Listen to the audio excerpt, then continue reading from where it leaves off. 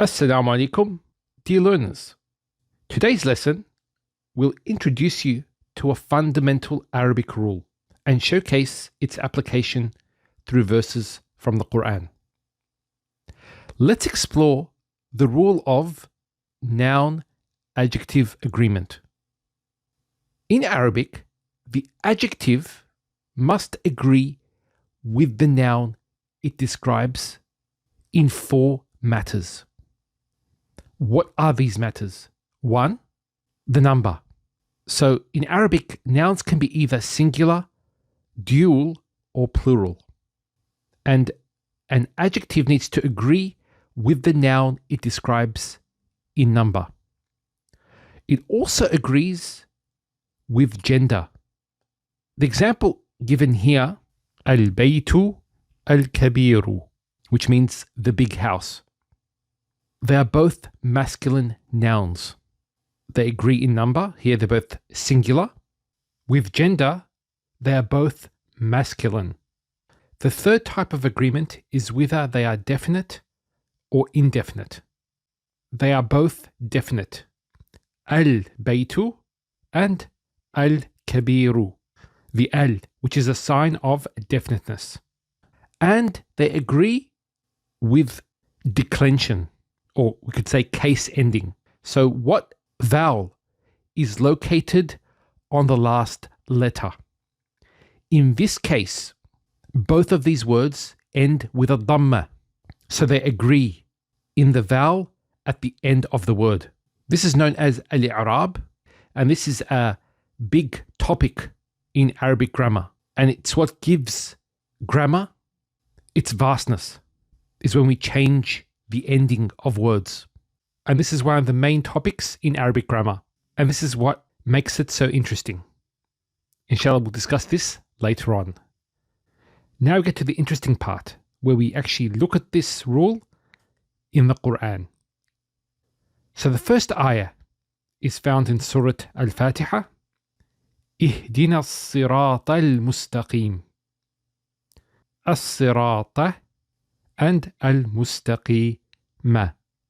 So if we look, both words are singular. Both are masculine. Both are definite with al. And if you look at the last letter on both words, it ends with a fatha. And the reason for this is explained later on in Arabic grammar, that as-sirat is coming as an object of the verb ihdina. So guide us to the straight path. It's what we're guided to, inshallah ta'ala. Now, an interesting part, and this is related to another science. So I mentioned briefly i'rab, it's related to grammar. There's another more advanced topic. It's what gives the beauty of language. And this science is known as ilmul balagha, the science of rhetoric. If you look at the translation, it's guide us to the straight path. But in Arabic, to is ila. So it should have been ihdina ila as-sirati al-mustaqim. And it should have been with a kasra, sirati al-mustaqimi, when you add the ila. But what's happened is this ila has been taken away, omitted, for a rhetorical reason. And the reason scholars give, it actually adds extra meaning. If it was ihdina ila sirat al-mustaqim, guide us to the straight path, which means that we're not on the straight path. Ya Allah, guide us to it. But when you omit it, it has this meaning. You could estimate ila and ala. And ihdina ala sirat al-mustaqim means guide us on it. So when we've reached it and we're on this sirat al-mustaqim, keep us steadfast on this path. So in Surah Fatiha, when we say ihdina sirat al-mustaqim, we're asking for two things: to guide us to the path and to remain steadfast on the path as well. Let's get to another example. وهذا البلد الأمين. Notice here, البلد, it's masculine, singular, definite, and ends with a kasra. And the same thing with al-amin. Al-amin means it's describing the city, and the city is Mecca. So here it's definite, it's singular, masculine, and ends with a kasra. Amin means secure. Here we're describing the city. The final example is in Surah Al-Ghashiyah, Ayah 10. في جنة عالية.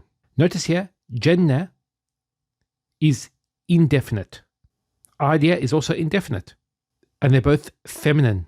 They have the ta marbuta, which is a sign of femininity. They're singular, feminine, and they both end with two kasras. So في جنة عالية, in an elevated garden. And one of the usages, we'll find out, this is later on, but I'll mention it here. One of the usages of indefiniteness, it's not just to make something indefinite, but if you think about it, when something is undefined, it's too great to define it. So a way to translate this would be in a magnificent, elevated garden. A garden that cannot be defined. And that completes this lesson.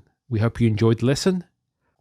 Until next time, بإذن الله, Assalamu alaikum wa rahmatullahi wa barakatuh.